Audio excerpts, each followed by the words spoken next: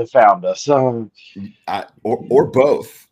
You know, So they're threatened by masculinity in its realest forms, and so probably they saw all of this and they were like, "Oh hell no."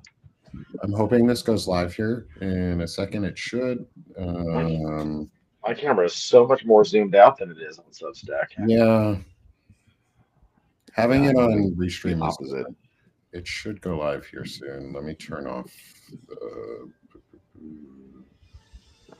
design logo so it's off your face, Lawrence. I have. I'm going to stop fucking around with your channels. I thought I could add my channel, but alas. No, you can. Well, I can, but I have to jump through all the little hoops. Let me see if I can do that while you're. We should be live, but I'm waiting to see. We're live on YouTube, though. There we go. It was on front ultra wide camera for some reason. Well, you know what? If we're because I'm live on YouTube, we can. Now you're just flexing and posing, Jacob. I mean, the front camera was on front ultra wide. I guess it was just anticipating me ahead of time. Right. Those shoulders are so broad. We have to do the yeah. Well, let's just go and we'll record it to YouTube and then we can download from YouTube and repost. And we're on Substack now too. Woohoo! All right. Amazing. Well, thank you, Nick, for coming through in a pinch with the technology solution. I always come through in a pinch. Ooh, all right. The innuendos start right from the very beginning. Early, obviously. Early and often. Hey everybody, welcome to the Daily Whatever. If that's even what we are at this point, we're some amalgam now of sick of this shit with Nick and A for T, which Jacob, you're gonna have to tell us what that means. Yes. And the Daily Whatever. And I'm Lawrence Winterman. I'm excited to be here with Nick Paro of Sick of This Shit and Banner and Backbone, my co-founder in Banner and Backbone, and Jacob Summers. Jacob, tell the people who you are, other than this tattooed hunk sitting in front of us right now. Well, thank you. So my name is Jacob Summers. I will also be, as soon as I can free up some time, trying to help out with and contribute to Banner and Backbone as well. I've not forgotten about that. But I just recently started my own Substack podcast, A4T.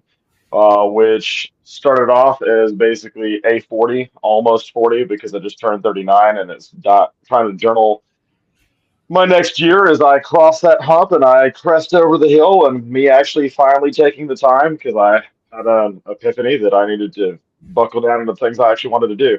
It's also a play on words. It's also all four things: mind, body, heart, and soul. Basically, the things I'm working on for the next year, like dialing in on those things.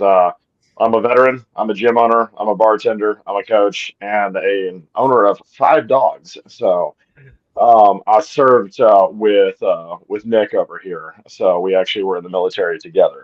So yeah, and despite the previous announcement, I am in fact not Gen Z, but shaving the beard's not going to help dissuade anybody on that.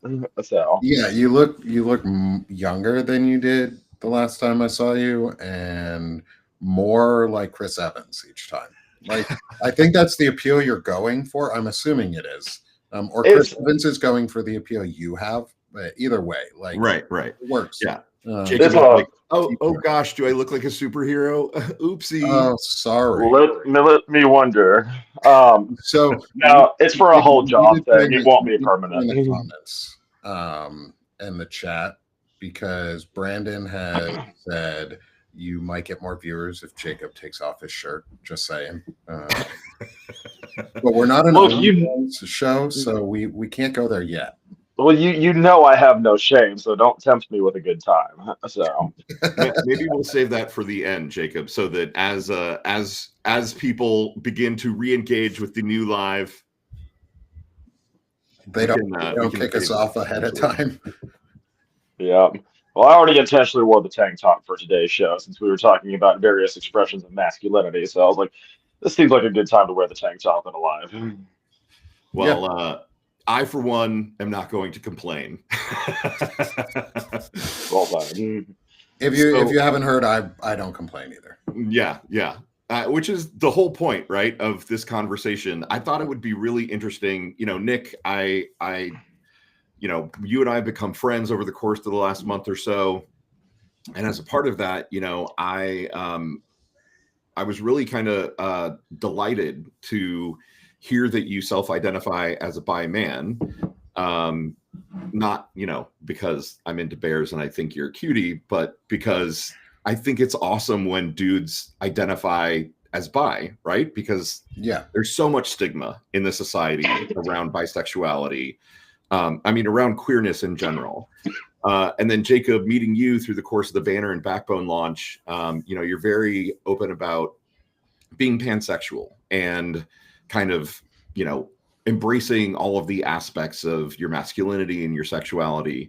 And so I thought this could potentially be a really great conversation for the three of us around, what is it like to be a dude in 2025? What is it like for the two of you coming from, a military background?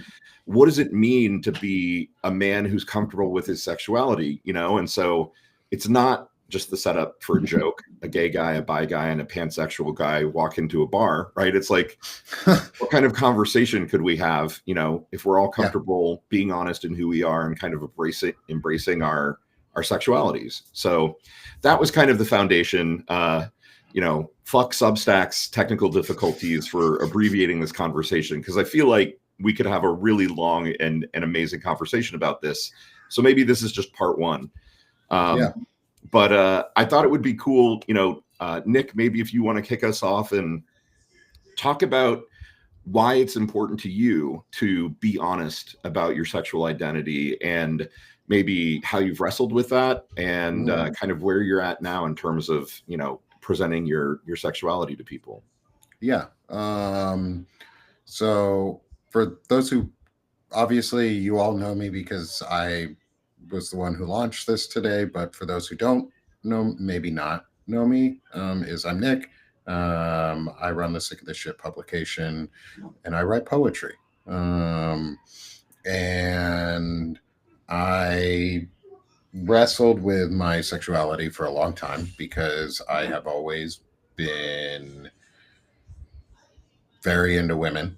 I'll say it up front. Very into women, always have been. I've never had a boyfriend. I've never had any of that type of experience on that side.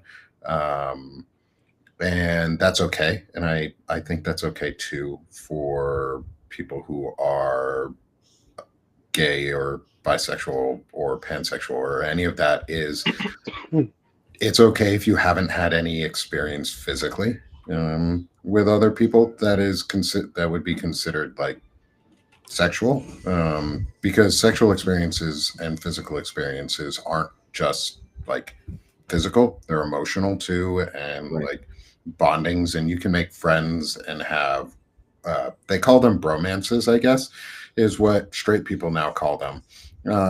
But it's being comfortable writing and talking about yourself and expressing yourself, and it's taken me a long time to get there.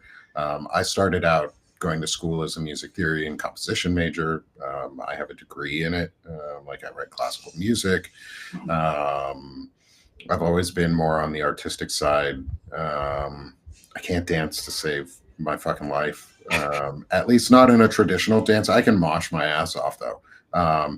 I'm nodding at me, but also yes, you. Like you can see too. Like I'm wearing earring. Like I have my ears gauged. I always wanted to get my eyebrow gauged. I never did. But it's taken me a long time to accept who I was. And I joined the army. I met my wife through the army, and we've been happily married for over 10 years at this point. And it was actually during our marriage that I realized it, and she was okay with that. And that's the great thing, and why we're so okay with why we're married is because it's okay that I'm bi, because we get to enjoy the same things in life now. Like we both get to enjoy looking at men and women. We get to enjoy being comfortable with ourselves, where I can express myself at a rock concert or a rock series with shorts cut off to 1 inch inseams and my boxers pulled all the way in, so I got my ass fucking hanging out and basically my dick hanging out, and willing and like half naked and going on a tour of a camp and just hugging on, loving on people. And most of the people that come up to me are men, like, and I'm fine with that. And it's okay because I finally admitted that it's okay that I'm attracted to men too. Yeah. And I think that's, for me at least, I don't know if it's pansexual, bisexual, whatever. Jake over there fucking flexing his pecs off at us. Right. Believe it or not, that's not intentional. I'm not trying to do that. I'm My sorry. nervous See, habit I is can I do just that flex too, my Jake, pecs. but mine are just bigger. Let's see Mine if are I try more to do it boobs. intentionally.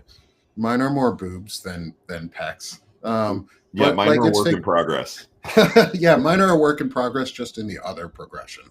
Hey. Actually, no, I've lost 10 pounds since I've Yay! Congratulations. Hopefully, I congratulations. lost 10 pounds since I lost my job. Actually, my last job, I Yeah. lost 10 pounds, which means I lost stress and weight of the bullshit from them. And I was able to get healthier. So, but yeah, that's my big story. Is like, it's taken me a long time to get here, Yeah. and be comfortable with who I am. Well, it is brave, and I love this story. And Jacob, I'm going to ask you the same thing, but I just want to kind of comment on what Nick said. That I think it's, I don't know if you've noticed this, Nick. So my boyfriend and I also like scoping people together, right? And it's actually kind of a really hot bonding experience. Yeah. So, you know, I'm imagining, you know, I'm not trying to project my reality onto you, but I'm hoping that you and your wife kind of go to these concerts and you scope out hot people together and then go home completely turned on by the experience and, you know, have amazing intimate moments kind of inspired by what you've seen and done together. Yeah, and I obviously won't reveal anything that my wife would kill me for. Of course. But yes, like absolutely. Like we both come home excited and happy. And I've also found too, like, as becoming like aware of who I am sexually and understanding what I enjoy and like accepting that pleasure for a man doesn't always have to be putting a penis inside a vagina. Like, I enjoy providing sex, like, to my wife. Like, I enjoy the things that make her happy because I've been able to understand, like, oral sex is fun. And I'm happy to, like, Fred says it really well, is like, you start at you put the legs around the head, like you fortify your neck and your shoulders, and you go and you find your way north. And when you get to the compass point, you stop and you stay and you go deeper and you enjoy. You let her enjoy. And I found that I get a lot of enjoyment from things like that too. Yeah. And I wouldn't have let myself get enjoyment from that, or toys or sexual things that are less considered manly, because like, men don't admit that they like that their G-spot's in their ass. Like, men don't like to admit that, but that's where it is. And like, it's okay to say that. And so my wife and I found some really good, like, bonding experiences because we're willing to experiment sexually with ourselves because we're open to the idea of who we are. And yeah, it does make things a lot better. I come away at the end just as exhausted and breathless as my wife does. And like, that's the whole point of sex, isn't it? Yeah, that absolutely, man. That's, you know, gay, straight, bi, pan, whatever. The whole point is you and your partner giving each other pleasure and taking as much pleasure out of giving as you get. Yeah, I think just the final thought on that is the thing that I learned out of all of this was I learned how to give in sex, is not because I haven't done anything with a man. I've never touched. I've only looked, but it's allowed me to learn. Like, I go to your dirty talks and I learn because it's earnest information that you're providing, and I understand, and I can like be happy looking at men and understand why my wife likes or doesn't like certain things, because it's not comfortable or is comfortable and things like that. So it makes me a better spouse, I think. Yeah, I love it. I love it. Thanks for your vulnerability Yeah. and being honest and sharing with us today. And it Jacob, lets me if you write can, letters to Jacob without feeling like it's weird, because I'm okay with writing a very open and honest expression of friendship and bromance to my friend in the same way that I would write a letter to my wife. yeah, Love yeah, you too, I bro. love it. And that kind of Oh, look at that. Oh, expression- it exploded on my screen in hearts. That was cool. I know. I Yeah, don't that fucking was know what happened, and I don't know if it showed up on Substack, but that right. was cool. Nick, geez, calm down, bro. Like, Oh shit! It did show up exploding on with hearts on your Substack. That's screen. so Let's cool. see. Damn Oh, it! I I've got wonder to if turn it's mine an on, but I Apple. think I have Oh, to. it's an Apple Oh expression wait, setting. did it do that because it read the fact that Yeah, If it's you because have you it, did if you that. have is it like a Apple, gesture if you thing? have the Apple gestures turned on, it will. Yeah, Oh, you just That's did it yeah, again. fucking cool. Oops. yeah. Did I it got to turn again. that on the iPad. It just gave me the prompt on the iPad, but I think I'd have to exit out of this, and I'm not going to do that right now. But yeah, But no, it's now we because have you did found that. magic. Right, Yeah. right. And now we can't If this stop. show wasn't gay enough, Make it gayer. It can make always it be gayer. Right. gayer. At Why aren't least they rainbow hearts? these are Yeah, rookie numbers. yeah. Come on, Restream. Let's do better. Let's do better, Apple. Jacob, talk to us. Talk to us about your journey. Like, Yeah. if you can stop popping your pecs there for 1 second, man. So Anyway, I'll do it too. so first off, if you see me looking over, I've just got the phone over here to look at some of the comments in here as we're talking. But so a lot of what Nick said, I resonate with, and then I've got some additional, basically unique experiences to it. So I always knew that I always considered myself to be, for lack of a better word, hetero plus. Anytime somebody asked me what I was, I just say I don't fucking care. First off, am I allowed to cuss on your podcast? I mean, I Oh, say, fuck yeah. okay, No, I mean, okay, good. yeah, I it was always, daily whatever, and we'd call it the fucking okay, daily whatever if we thought I that would Eagle expand. jizz. Yeah, Eagle eagle jizz. jizz. I know that on all the other ones, yes, but I like to be courteous. But yeah, no, I always consider myself hetero plus. If anybody was like, "What are you?" I'd just say I'm Jacob. I don't fucking care. Like, but when I was in the military, I had a very unique experience, and that at the end of basic training, we're doing our FTX, and they're like, "Wait, you're not gay?" And I went, "No, why? I'm not offended because even when I was 100% thought I was straight." I just never had any issue with anybody around me. I just always thought as you're my human being, whether I understand it or not, that's your life. And I love you. And it's not just I don't want to hear it. It's like, no, tell me about your life. I may not understand it, but it's not up to me. It's a big world. Yeah. But I was like, I'm not offended, but why do you think that? And I'm like, well, because you speak like that. And I went, what? And I was like, you mean I enunciate? They're like, yeah, that right there. They're like, and you're too clean. Right. And I was like, And so the big word. You knew the because word enunciate, which And because right. because I have a vocabulary and I practice proper hygiene, I am gay. And they're like, yeah, that. And I was like, okay, whatever. And then I went on to later in the military, they called me the most flamboyant straight man they had ever met. Should have known at the time, but I am in that position where until I think I was 34 or 35 when I came out, maybe a little bit younger. I'm 39 now. So it's only been 4, 5, 6 years since I came out. And I was already married, still am. This is my second marriage, and I'm married to a woman. So I'll go into that in a second as far as how it affects it. But when I came out, I had the unique experience that when I finally came, first off, when I told my wife, she said, no shit. Um, and that was me coming out as bi at the time.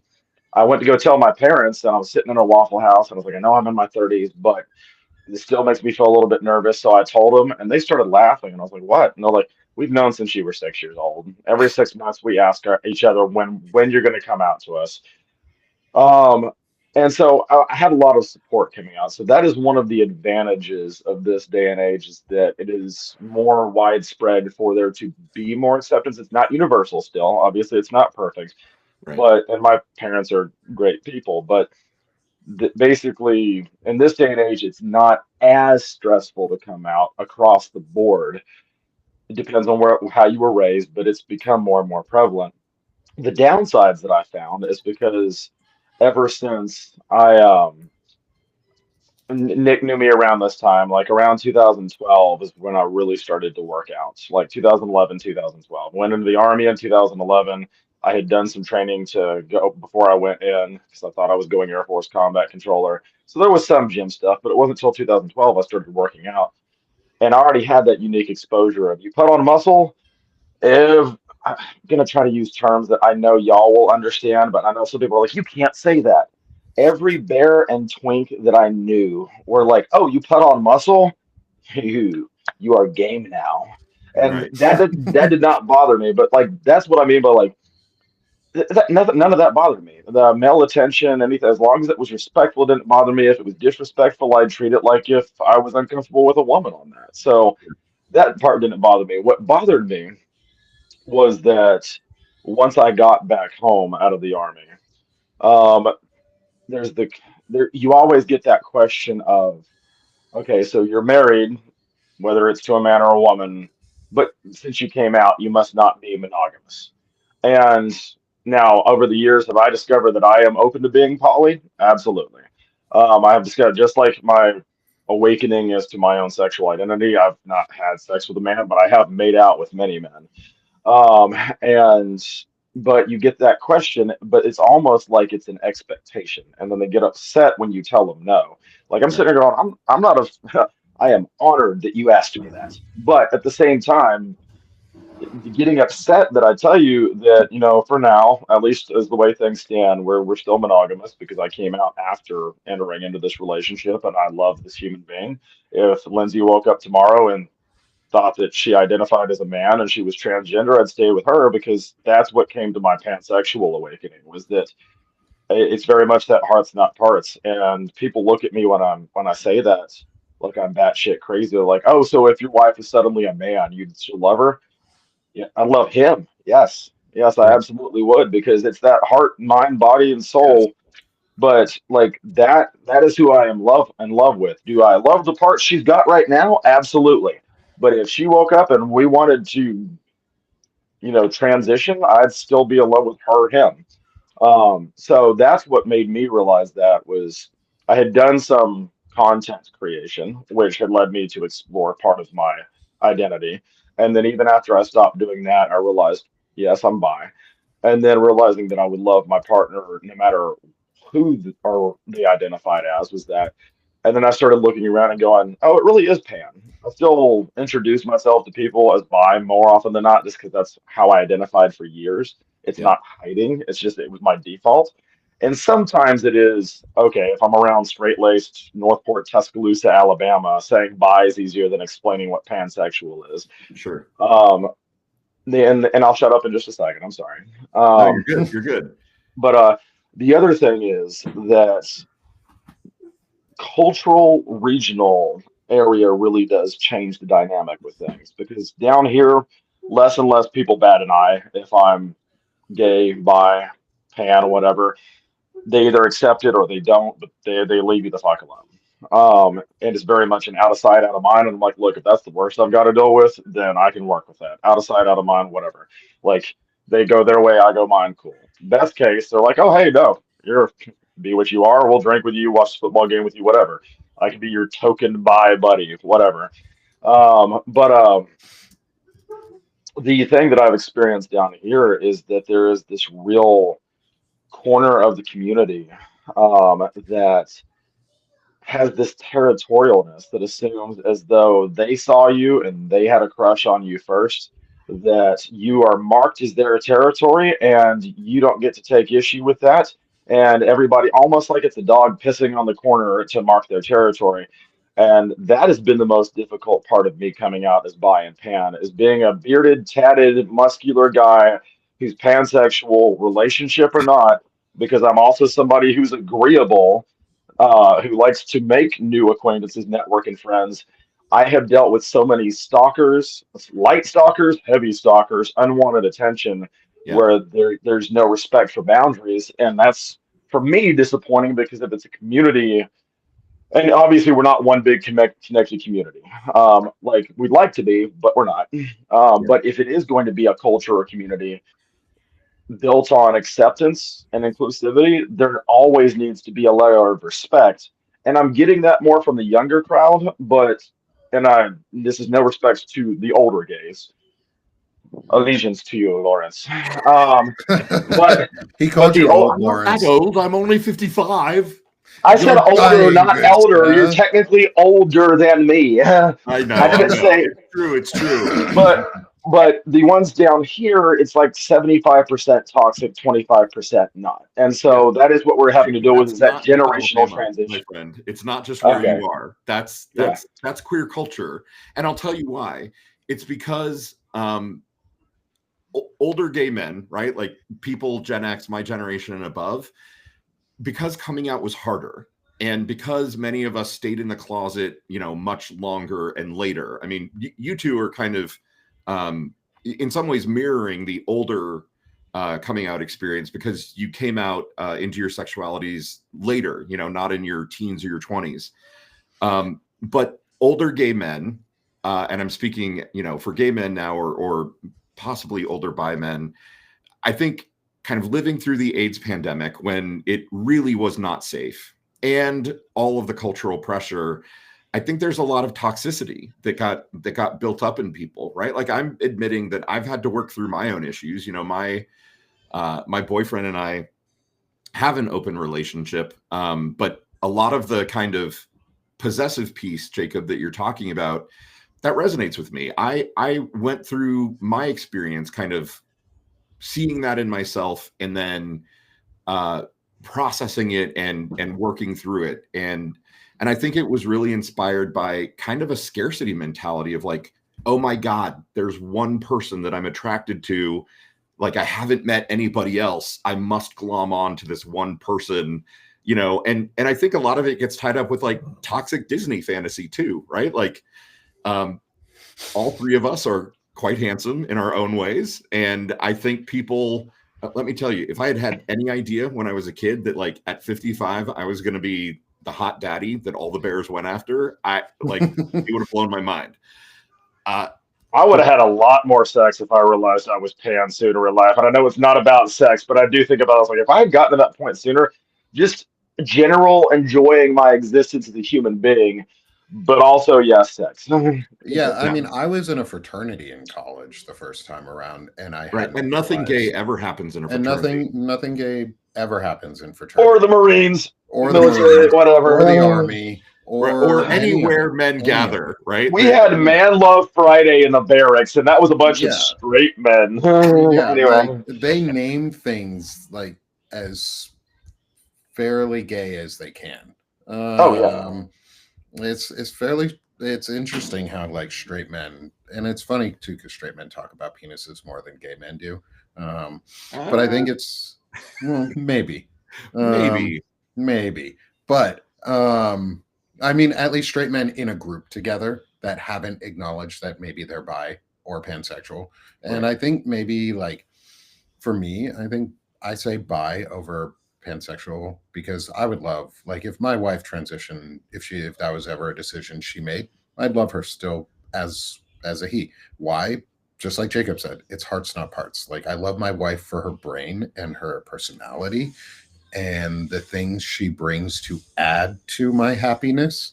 Because that's something we found out 2 years ago after 10 years of marriage. I have some marriage advice, and I know giving marriage advice out is like a dime a dozen for everybody. But for me, it has worked. Is we admitted that, and we're okay with the idea that we love each other too because of the fact that we add to happiness and we don't make each other happy. My wife doesn't make me happy. It's not her responsibility for my happiness. I'm happy on my own. She just adds to my happiness and it makes me feel better because then when we do things together, we're adding our happinesses together.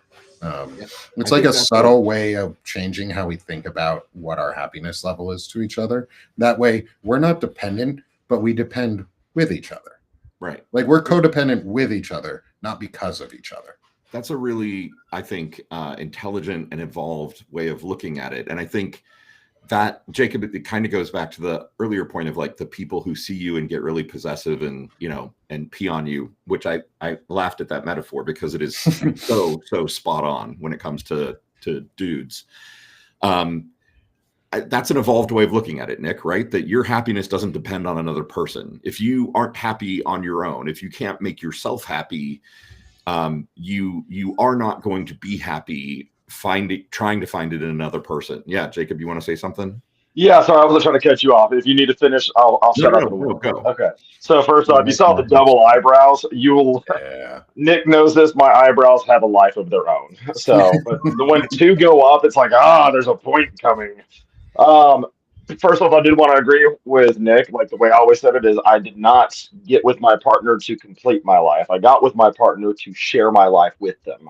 But second off, and I know this is going to be a big point, but there was a post recently where whether it's real or not, I haven't verified it, where basically it was Obama saying that everybody needs somebody who's LGBTQ in their life because it rounds them out as a human being.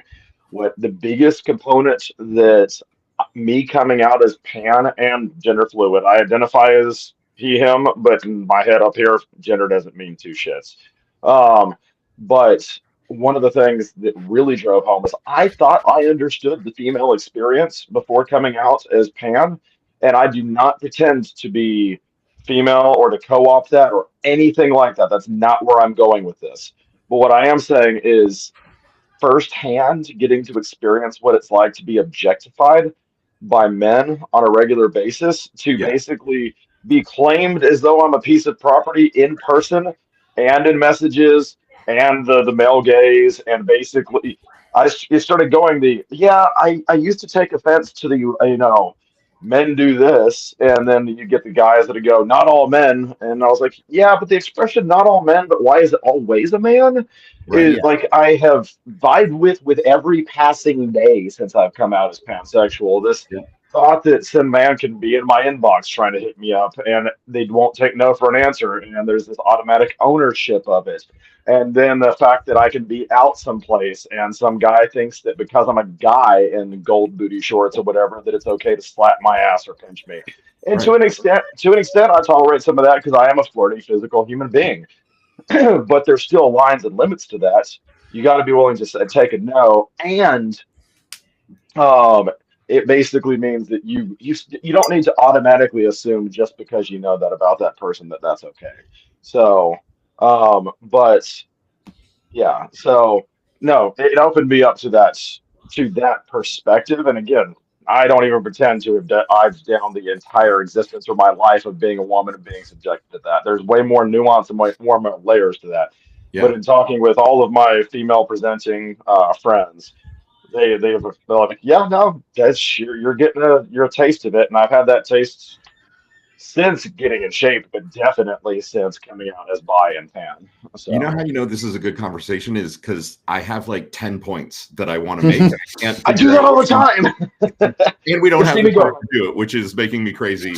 But there's a comment in the chat. So and Julie and a couple other folks are like, "What? How is pan different from bi?"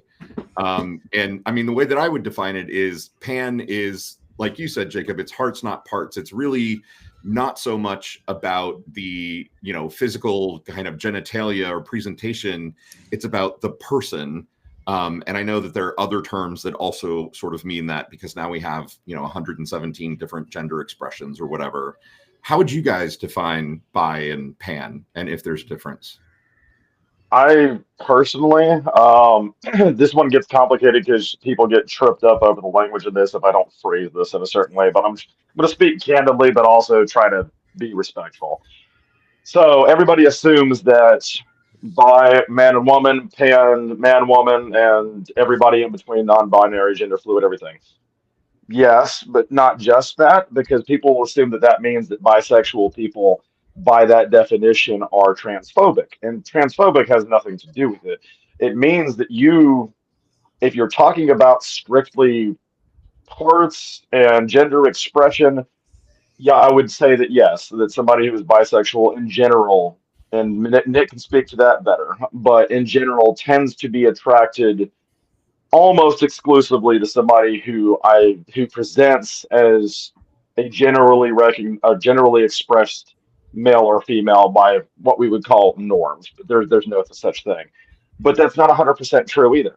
But if you're looking at it strictly, yeah, man, woman, gender fluid, non-binary, all of that. But really, the bigger meaning, as somebody put in the comments, is that pan is about the personality. It really means you are attracted to that person. You have the ability to be attracted to any person, and not in the way that straight people will try. Some straight people will try to minimize it and say, "Oh, but I can find a guy hot, and I'm not gay." No, I don't mean like you think he's attractive. I mean like in a different situation or setting, you would shoot your shot. And so that, but pan means that that can be with literally anybody. It's up to that individual person.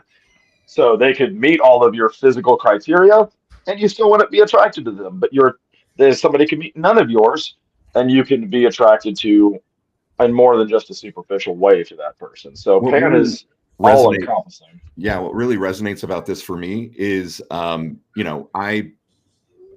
knew when I was like 6 that I was different, right? And by the time I was 13, 14, I knew I was gay and I didn't want to be. And then I came out at 23 and I have lived my life as a gay man. And it is only within like the last 5 or 10 years that I've realized, oh, I'm not a Kinsey 6. Like I'm not hard pegged to that Kinsey 6. Oh, no puns intended. All puns intended. All puns intended. Phrasing. There are women, right? Phrasing. We don't do phrasing anymore. Right. We're always doing phrasing. Always doing phrasing. There are women that turn me on, right? And like they're rare. They're few and far between for me, but I have met them. And the more that I meet kind of diverse groups of people, I realize, oh, there are trans women that I'm really attracted to. There are trans men that I'm really attracted to, so I'm kind of on this journey, maybe coming from the other direction from you guys, right? Rather than starting off as being, kind of completely hetero identified.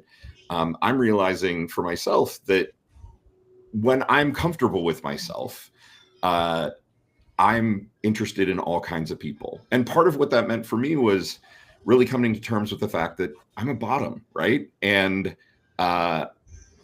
Jacob, you were saying something earlier about kind of identifying with the feminine. I forget exactly the context, but, maybe folks have heard me talk about this on Dirty Talk with Fusen, but like, man, when my boyfriend and I are going at it and I'm in that receptive state, I identify with this sacred feminine energy of like receiving the masculine, and holy fucking shit, is it amazing. Like, and that's, yeah, and it's letting yourself experience that whole spectrum and saying that's okay. I think I say bi only because really I only ever said it like a couple weeks ago. It was like the first time I said it on a live where somebody heard it outside my family.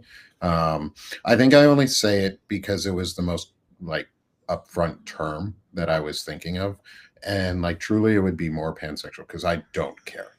Like I've already said in this, and as many of you already know about me, like from what you've seen in my lives, like I'm very open about who I am and what I believe in, that I value in sanctity of life, and it doesn't matter. To me, I think the big thing it's a journey. Like that's the fun part, is it's a journey. Like we get to like, yeah, that expectation that we're not monogamous is always a weird one. Like every time, like my wife and I always get close with our friends. Like we have couples that we are always close with, and we have always found that we're close with other couples, but we have never done any of that. Sure. It's been assumed multiple times by people, and it's been asked to us multiple times, but it's never been our preference to swap spouses or to go with somebody else or take somebody's spouse. Hey, Nick, I want to be respectful. I know that you've got a show that you've got to be doing right now. Thank you so much for setting this up on Restream. Everybody, thank you for sticking with us and coming to find us over here. We're really grateful. Jacob, it's been so great to get to chat with you and finally, have a conversation. Thanks, you guys, for coming to do this. And I feel like there's a bigger conversation here. I feel like we could do this again, maybe without some technical difficulties. And we need a part 2. Yeah, I think we could probably have like part 2, 3, 4, 5, 10. Right. Maybe it's a new show, right? Yeah, maybe it's a new show. Banner and Backbone is all about engaging in meaningful ways to re-engage civics, which is community, which is building your communities and Yeah. making our communities stronger. And we need to understand it's okay. Like, Yeah, we're all and part it of the really same aligns with community. the Gen Xy, vibe that Dana and I are trying to create, right? Where Yeah. we're exploring culture and the ways that culture is changing, and it's not just about Gen X; it's about all We're of us. millennials. Yeah, I'm a millennial. Yeah, no, the two of you are millennials. It's not about age. It's about kind of being willing to embrace the fact that, the facts on the grounds change, and, and we can change with the times and as we discover new aspects of ourselves. So thank you guys. Thank you everybody for being here. Awesome, awesome show. Great conversation. Appreciate both of you. Thanks everybody. Have a good one. Thanks, Thank everyone. y'all. Thank everybody. Bye. If I can figure out where the end is. Bye. Right.